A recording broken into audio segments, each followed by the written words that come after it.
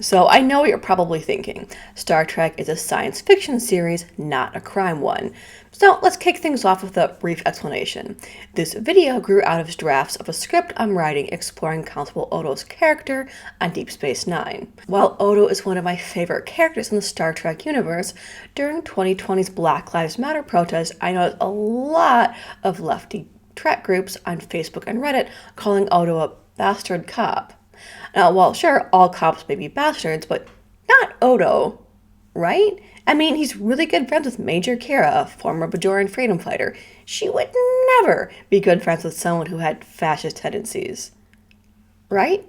At first, I tried to defend Odo's relationship with Law and Justice until I started rewatching DS9 and saw how totalitarian he was, spying on people without a warrant, using flimsy excuses to search people's ships, or to arrest people.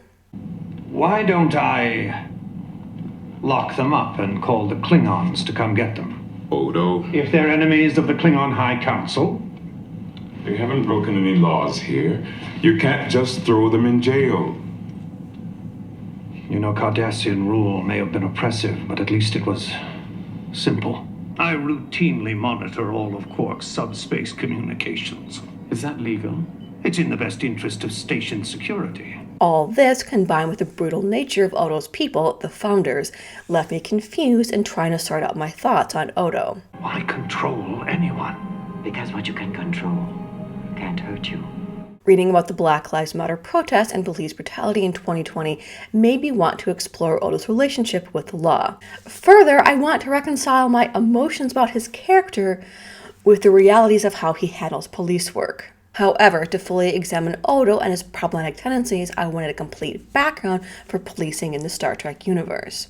What the laws are, who enforces them, and what the punishments are. Also, I think in the aftermath of George Floyd's murder, it's worth examining how pop culture portrays policing. Other shows have been evolving to reflect changing social values, like acclaimed cop comedy show Brooklyn Nine-Nine. While Trek isn't a police show, it is a show about an ideal future. So I've been rewatching various Trek series as well as reading this essay collection, Star Trek Visions of Law and Justice. These essays were previously published in various legal journals, and these essays explore different aspects of law and law enforcement in the Trek universe. In general, while I've found that a lot of Star Trek shows talk about how enlightened, different, and just the legal system in prisons are, the way criminals are treated and the way prison systems actually look is remarkably similar to how they look here in the 21st century. A disclaimer, obviously most Trek shows deal with interplanetary law rather than civilian law or plain Federation law. This makes complete sense.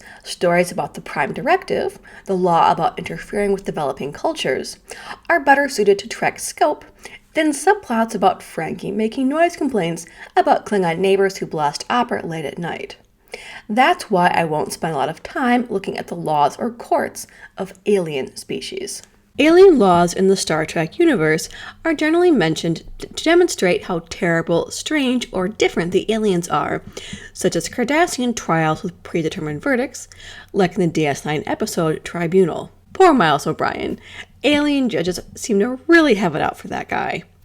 In another episode, Hard Time, his punishment is to experience 20 years of prison in a matter of hours. There's also the intimidating-looking Klingon courts, which, like everything else in Klingon culture, is designed to be imposing and warlike. The animated show, Lower Decks, pokes fun at this trope. Calm down, we don't know what this is. Are you kidding me? Creepy stone walls, jagged metal bars. This has alien prison written all over it. A prison? Nah, no way, man. This is a dungeon.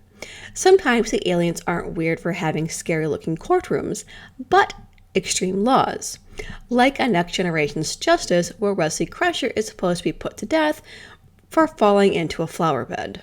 There's also the less extreme version of guilty until proven innocent in the Next Generation episode A Matter of Perspective, where Commander Riker is accused of murder and attempted rape.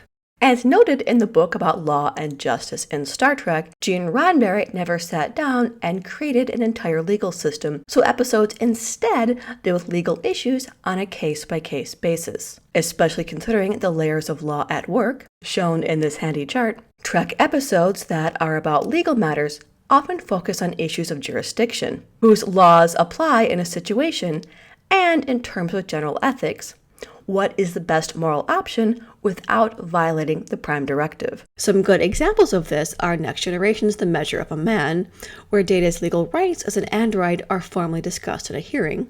The Drumhead, where an admiral turns an investigation of sabotage into a paranoid witch hunt. And DS9's Dax, where a Bajoran arbiter is brought to the station to oversee the investigation of Lieutenant Dax. Starfleet legal proceedings get a close look in TOS's court-martial, both parts of the menagerie, and Next Generation's The First Duty.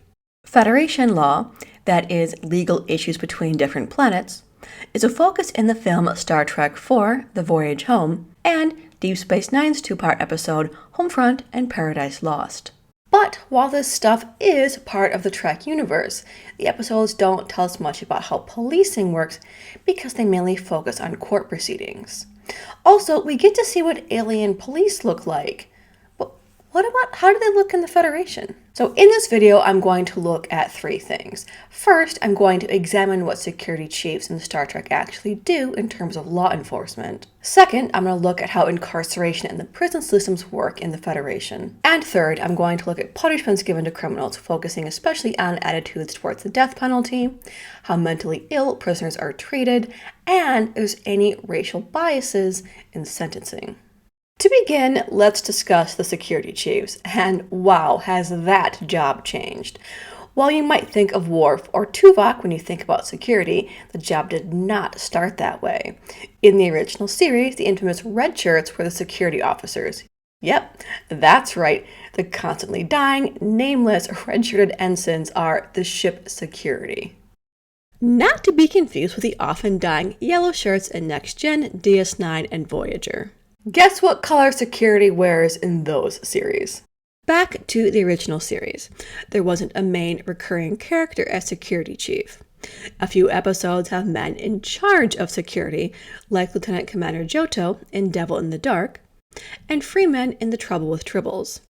And I want to focus on Lieutenant Freeman for a moment, and how minor a character he was. In DS9's homage episode, Trials and Tribulations, one of his few speaking parts was cut, and he was replaced with Chief O'Brien. But while these officers did oversee security teams on planets, their job apparently wasn't enough to warrant main character status. Plus, the security chiefs were not the ones in charge of weapons like photon torpedoes. That was the job of a bridge officer. When the Next Generation introduced a security chief as a main bridge character, first with Tasha Yar and later with Worf, this made sense as the evolution of this position. Both Yar and Worf are in charge of firing photon torpedoes, handling security on away missions, and providing security and law enforcement on the ship itself. Worf confiscates weapons in the Outrageous Okana, and occasionally locks people up in the brig, like Q in Deja Q, and shoots intruders on the ship. This job description, one part military weapons expert, one part ship security guard, is now the standard for all security chiefs, from Odo to Tuvok to Shax on lower decks. On Voyager, Tuvok's job is similar to Worf's. In ex post facto, when Tom Paris is accused of murder, Tuvok investigates the allegation. Some episodes give us more insight into how Federation law works. For example, in Meld, we learn that Starfleet doesn't execute people, and Tuvok suggests a murder suspect talk to a lawyer. This is also when we meet the character Lon Suter, who I'll discuss more later. In the series Enterprise, we get a satisfactory look at how the security post evolved, as the series is a prequel. We see Malcolm Reed handling weapons, training people, testing weapons, and rescuing kidnapped officers. Reed is also the one to develop the Tactical Alert, which would later evolve into the Red Alert. There's occasionally times when it seems like the writers forgot that this was supposed to be a utopia, or at least humankind trying to make a utopia. Like when Trip mentions the electric chair in the episode Detained. If you'd like, I'll contact the Vulcan High Command. They might be willing to send an arbitrator. A Vulcan lawyer. You'd be better off getting the electric chair. Electric chair? Never mind. However, Enterprise does suggest that Starfleet isn't completely military. In the Xindi story arc, we see officers, Military Assault Command Operations, or MACOs for short, on board to provide additional combat officers. So we've looked at the Chief of Security's job, which is basically to enforce Federation law, act as ship security, and defend the Federation via the military. Now it's time to look at how the police system works in the Federation. And spoilers, it's a lot less utopic than you might think. To be honest, there isn't a lot to go on with how law enforcement works in the Star Trek universe. Similar to how the Federation no longer uses money, as Starfleet officers are not paid, but it's never quite explained how they acquire things. The exact nature of policing and incarceration is kind of glossed over. On money in the Trek universe, DS9 refers to credits a few times, as in transporting long distances uses up credits. Like many people, I assume that once we stopped using money, class differences would disappear, and a lot of crime would just vanish. At least on Earth and on other Federation planets that also moved away from currency.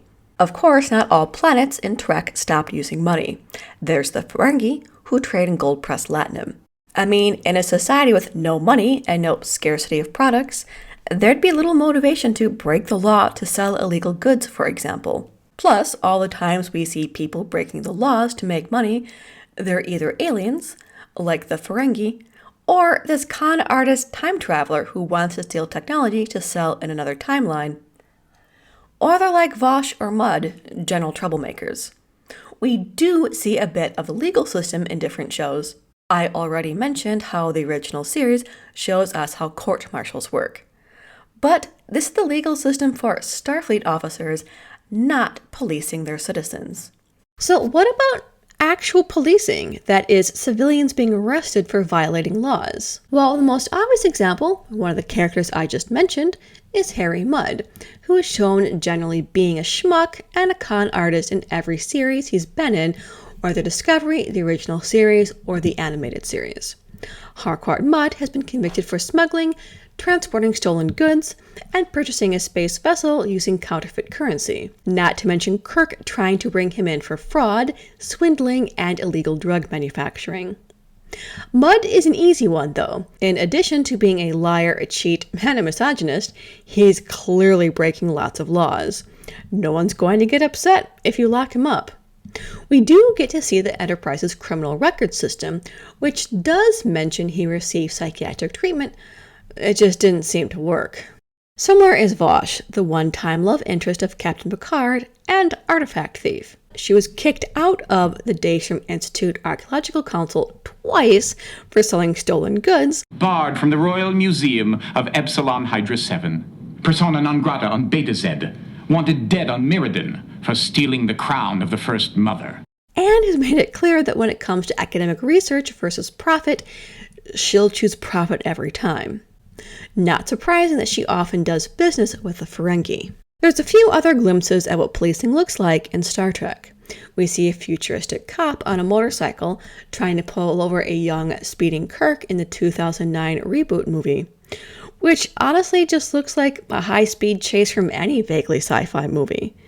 You could make the same case for the other reboot Trek movies, but I won't go into that here. One positive about Star Trek, Miranda rights are in full force. All the series depict people being able to talk to an attorney, presumably free of charge. In the original series, we get a slightly eccentric lawyer who loves paper books. In DS9's first season, Sisko tells someone that they can get a lawyer. I want you to understand exactly what's going to happen. There will be a trial to determine your guilt or innocence. We can assign an advocate, or you can request one from your home world. And in Voyager's Mel, Tuvok says that suspects have a right to counsel. I must advise you that under Starfleet Directive 101, you do not have to answer any questions. Crewman, I suggest you speak to counsel. In the penultimate episode of Enterprise, Terra Prime, our journalist accused of spying asked to talk to her lawyer. I never got my lawyer. You'll have to talk to the captain. Interestingly, the brig also functions as a drunk tank in DS9. Am I still drunk?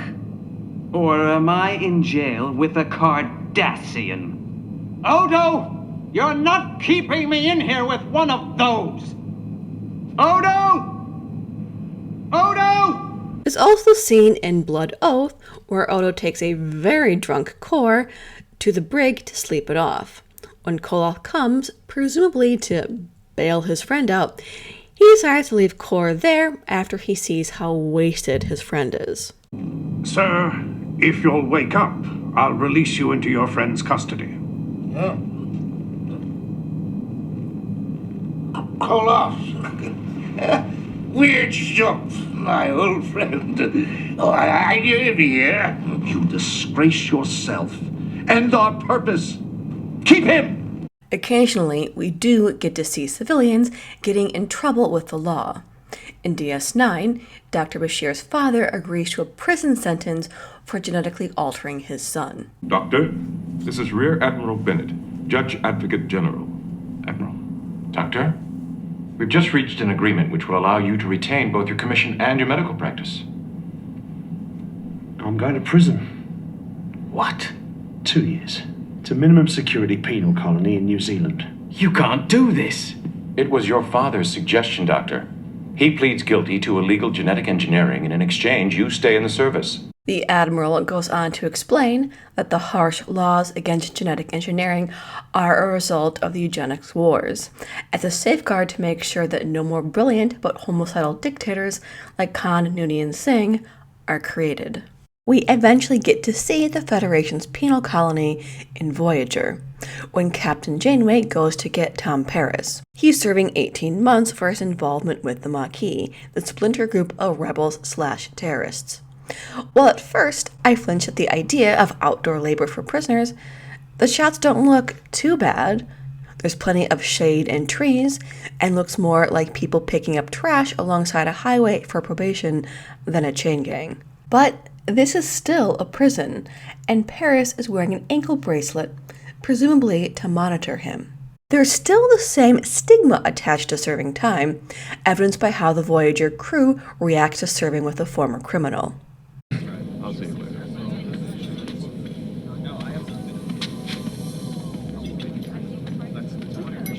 There, you see? I told you it wouldn't take long. So, even in the Federation, there are still jail sentences given out for breaking laws. There is some type of rehabilitation program, but said rehab doesn't sound the greatest.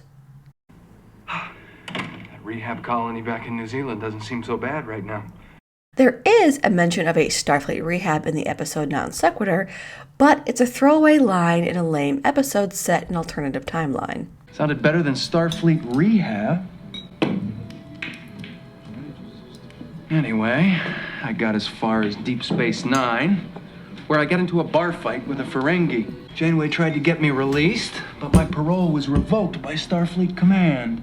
That's why I don't think that policing and law enforcement are as utopian as the rest of the Federation appears. It'd be nice to think that Earth has abolished jails and instead relies on an extensive system of rehabilitation programs, social workers, and mental health services, with security officers only on hand to arrest people for breaking ordinances or for violent crimes or white-collar crimes. In fairness, the Admiral's interrogation scene in Non Sequitur was originally written for Marina Sirtis, who plays Counselor Troy, but she was unavailable for the episode. To me, having a counselor on hand when dealing with suspects seems like a definite step toward a more equitable justice system, if this addition were a regular recurring thing, which it is not. It'd be nice to think that even high-profile criminals, like Admiral Layton, who ordered Starfleet security to patrol Earth's streets after a terrorist attack by a shapeshifter in DS9, attended some high-security rehab facility after he was arrested. These two-part episodes, Homefront and Paradise Lost, do confirm that a lot has changed on Earth. The armed security officers in the streets aren't greeted well, and Captain Sisko voices concern about the overreach of the law. With a Starfleet officer on every corner, Paradise has never seemed so well armed. This episode does show a marked difference to how armed patrols are viewed. But other shows and films confirm that, when it comes to prisons, humankind hasn't advanced that much. In Star Trek IV, The Voyage Home, McCoy mentions that the penalty for being court-martialed is forced labor as a minor. You'd think they could at least send a ship. It's bad enough to be court-martialed and spend the rest of our lives mining borite. The show Discovery gives a nasty confirmation of this with the treatment of character Michael Burnham after she's been arrested for mutiny. When she's locked up in the brig in Battle at the Binary Stars, we learn that if you're locked up, you can't ask a computer for any information. Computer, how badly have we been hit? You have been confined to the brig. Query denied. After Burnham is convicted for mutiny, she's conscripted to be a minor in the war effort. So we know what one of the harshest punishments is for Starfleet officers. Prisoners are regarded badly as well, shown in the way Security Chief Ellen Landry reacted to prisoners on board the ship. My name's Commander Landry. I'm Chief of Security here. See, we're unloading all kinds of garbage today. And this comment as Landry is guiding the prisoners to the mess hall. Mouths shut, eyes ahead. All right, Starfleet says we have to feed the animals. Who's hungry? Ouch. We could justify this by saying, well, Burnham did commit mutiny on a Starfleet vessel, but I'm still very uncomfortable learning that the Federation uses prison labor at all. I don't care if there's a war on. That's not how prisoners should be treated. And nothing justifies that type of dehumanizing language. This is hardly the enlightened humanity we were promised. Worse, this is Discovery, one of the newest Trek shows. Which leads me to my first main point. Policing in the Federation doesn't seem to be that different from policing on Earth today, minus the poverty, racism, classism, and police brutality, of course. While there are some gestures to having psychologists and mental health professionals involved in the justice system, like on Mudd's record, that sentiment isn't exactly consistent over the different series. This is especially true if we look at where suspects and criminals are kept in the brig, which is really just another word for jail cell. You just earned an extra day in the brig! Joke's on you, man! I love the brig! I'm going to my favorite place! Despite Mariner's jokes, the brigs aren't the greatest places to be locked up. In the original series, Next Gen and DS9, ships and space stations have brigs that lock prisoners in with force fields. Occasionally, people are handcuffed or otherwise restrained. No matter what the series, timeline, or universe, the brigs are Spartan. The brig on the TNG Enterprise is similar to DS9. Little rooms closed off with force fields, a cot, and presumably a bathroom behind a panel. The brigs from the show Enterprise are similar. In the film The Final Frontier, we do get to see something that's presumably a toilet behind a panel. In Next Generation's The Hunted, we get to see that the sink is also similarly hidden. But there's absolutely no privacy in those cells. You're also left in the cell alone unless the script calls for someone to be in the cell with you, like in DS9's episode Rivals.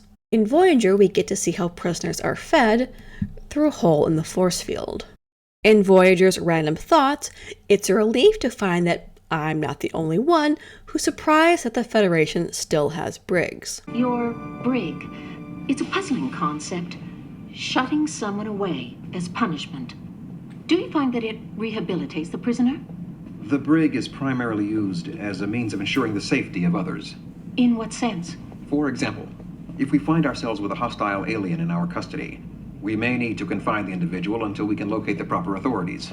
I see. And on rare occasions, we have been forced to incarcerate a crew member who has committed a serious infraction. Tuvok explains that the brig has only had people in it for less than 1% of Voyager's journey, but she still calls it barbaric. The final thing I want to talk about is punishment, and in particular, the death penalty, because this is one thing that has definitely changed in Trek to reflect cultural attitudes. In the original series, the Federation still has the death penalty, but for only one crime, any contact with Talos IV, a planet inhabited by advanced telepaths.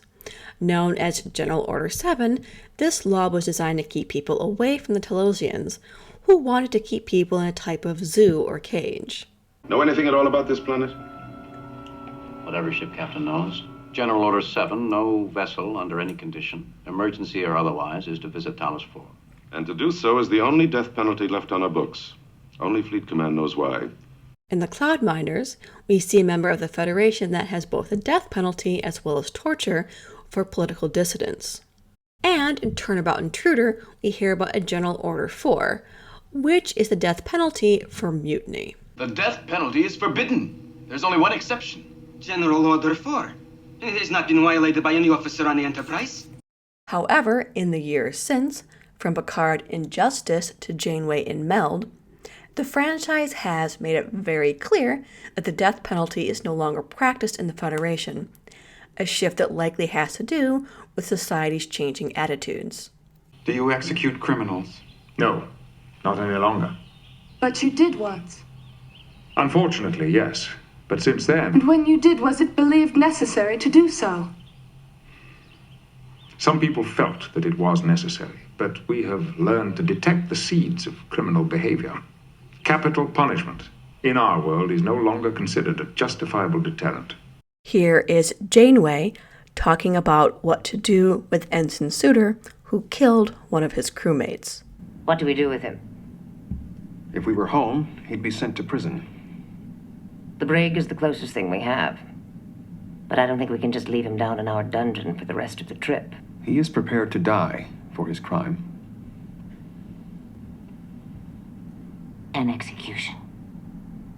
You're not seriously suggesting that we... I only mention it because of the extenuating circumstances, and because he feels it would be an appropriate punishment. I don't. I prefer to rehabilitate him, not to end his life. We'll confine him to quarters. A final thing I want to discuss is sentencing, and in particular, racial profiling. Most of the episodes that deal with this issue frame it in terms of species profiling, not racial, making the obvious message a little more relevant for a sci-fi show. In the original series, Let That Be Your Last Battlefield, we get an obvious stand on racial equality, as the episode features two characters, both half black and half white, but not on the same side of their faces. This racial divide has consumed and destroyed their entire planet. And in case you weren't paying enough attention, the episode literally ends with the two characters running until they're exhausted, while stock footage of burning buildings bombed during World War II flame in the background. There's also the blunt condemnation of police brutality in DS9's Far Beyond the Stars. I loved this episode, though it's difficult to watch, as Sisko is transported back to the 1950s to live as a struggling science fiction writer and dealing with discrimination and trying to publish stories with a black captain. Oh, I like it all right. It's good. It's very good. But you know I can't print it. Why not? Oh, come on, Benny. Your hero's a Negro captain. The head of a space station, for Christ's sake. What's wrong with that? People won't accept it. It's not believable. And men from Mars are? As well as racial profiling. Can I have my drawing back? Hey, boy. I'd watch that tone of voice if I were you. What are you doing around here? I work here. Yeah, where? In there. What are you, a janitor?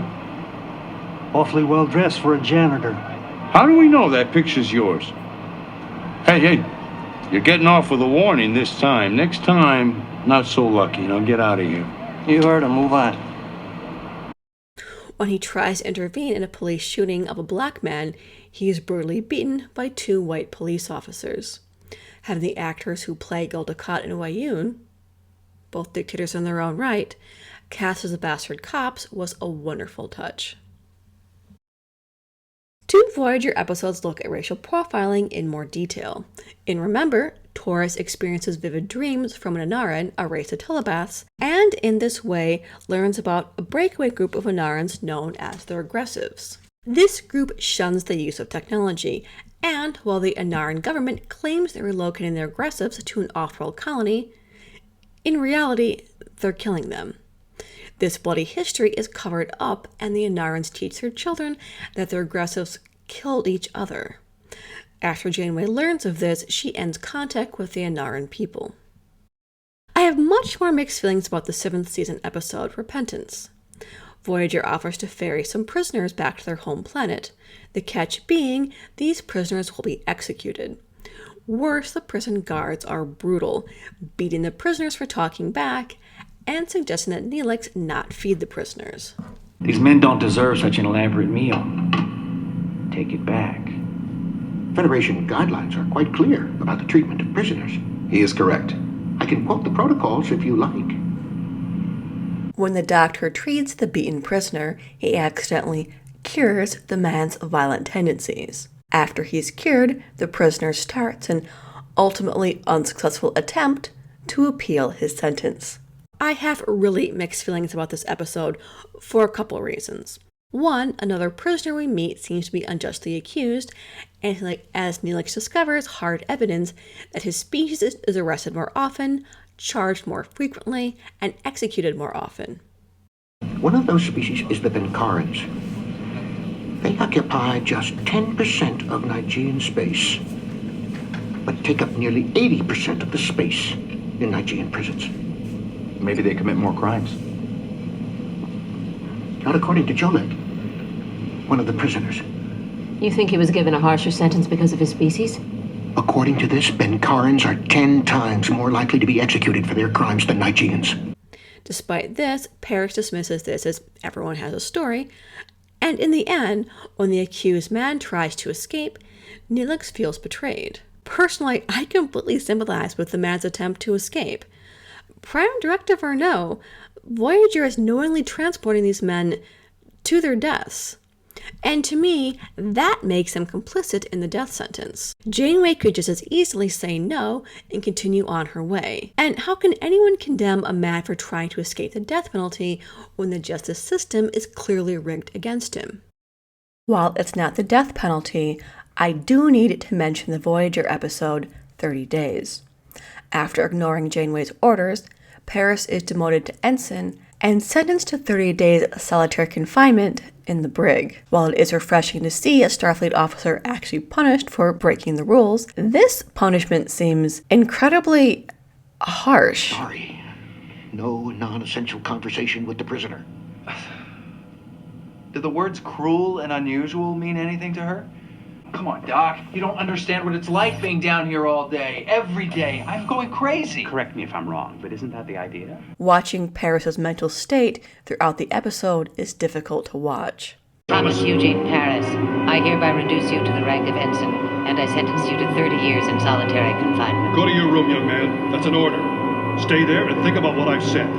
It's easy to condemn things like 20th and 21st century police brutality and racism, like in the DS9 episode, but it's harder to acknowledge the role that mental health and economics play in crime.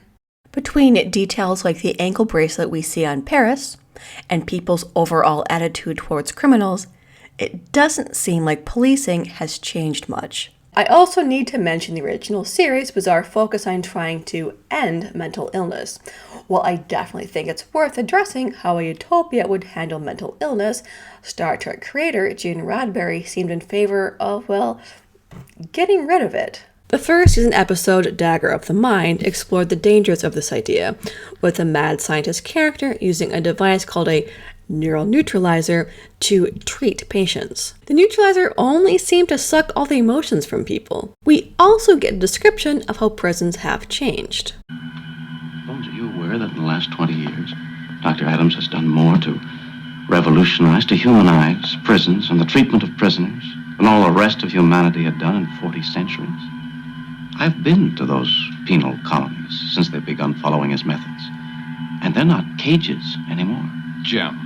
They're clean, decent hospitals for sick minds. We also get our first psychiatrist in this episode, Dr. Noel.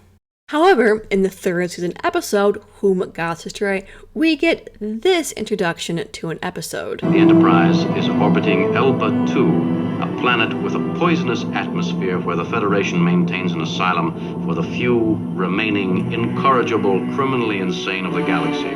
We are bringing a revolutionary new medicine to them, a medicine with which the Federation hopes to eliminate mental illness for all time. Well, that doesn't sound at all ominous. It's also worth noting that both these episodes have penal colonies on planets with deadly atmospheres, making escape impossible. In The Next Generation, mental health was brought to the forefront with the main character, Counselor Troi, likely reflecting social attitudes at the time about therapy. While Troi did have some good moments dealing with Picard's trauma of being assimilated by the Borg, overall, she's not the most effective character, and she rarely works with Yar or Worf to deal with suspects or prisoners. On DS9, there isn't a counselor until the 7th season, when Ezri Dax is introduced. While the franchise does do a good job of individual characters dealing with trauma, such as Picard dealing with his experience with the Borg, the franchise doesn't deal well with people who have a lifelong mental illness. In DS9, we meet a group of genetically altered people who, unlike Bashir, didn't turn out well. All four suffer from different mental issues. One is catatonic, another is violent, one is childlike. They live at a place called the Institute, which isn't mentioned before or since. In the aforementioned Voyager's meld, we deal with a murderer on board, and are introduced to the violent character of Ensign Suter, who killed one of his crewmates. As Suter killed for no reason, Tuvok is deeply troubled. Looking for a motive, Tuvok mind melds with Suter, which only destabilizes Tuvok and gives Suter a sense of peace. In the end, Suter is confined to quarters, and Tuvok helps to rehabilitate him. In Basics, we see Suter's progress. He's been breeding orchids in his quarters and wants to use his techniques to help the ship's hydroponics bay, though he's a little too forceful in asking Janeway for the equipment. A Kazon attack derails his progress, as he and the EMH are the only ones left on Voyager. He is forced to return to his violent roots to help retake the ship from the Kazon. Watching him unwillingly regress is painful to watch. I think he would have been a fascinating character to watch develop and heal. However, with writer and producer Michael Piller leaving the show and Jerry Taylor not interested in developing the character further, it was decided to have Suter die. It's a pity because his redemption comes not by real change, but by reviving his violent past, killing Kazon, and ultimately giving his life to save the ship. However, we don't get to see much of how Star Trek handles policing, whether it's ordnance enforcement, Berkeley charges, or anything else. Everyone in the original series and Next Generation is just sort of well-behaved. Or they're obvious bad guys. For example, Nurse Chapel never presses charges on Spock for throwing a bowl of Plomeek soup at her in amok time. We never see issues with drunk people in 10 Forward, or even a Klingon neighbor blasting opera too loud for his neighbors. Everyone just sort of obeys the law. Which is why I think people react badly to Odo. His character is the first time we see a Star Trek security chief regularly enforcing rules. Also, DS9 is not a Federation starship, so there's always lots of people from different cultures coming and going, and in particular cultures that still use money, giving people a definite motivation to break laws for financial reasons. At one point, Worf even complains to Odo that it's easier to enforce security on a starship rather than a space station. I would recommend clearing that entire section of the habitat ring. I'm afraid that isn't feasible. There are over 1,200 people living there. Providing security was difficult enough aboard the Enterprise. It appears to be next to impossible on this station. It isn't easy.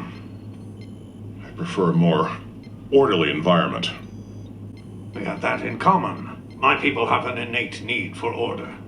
Also, what I would like to see in the Star Trek universe is an obvious comprehensive system of mental health professionals, rehabilitation programs, and social workers to deal with criminals. I'm not going to defend Odo's many breaches of privacy, surveillance, and other issues, but I do think it's worth remembering that Odo is the first security chief we really get to see in action in the entire Star Trek franchise, and the only space station security chief. Part of the draw of police shows is the just world fallacy.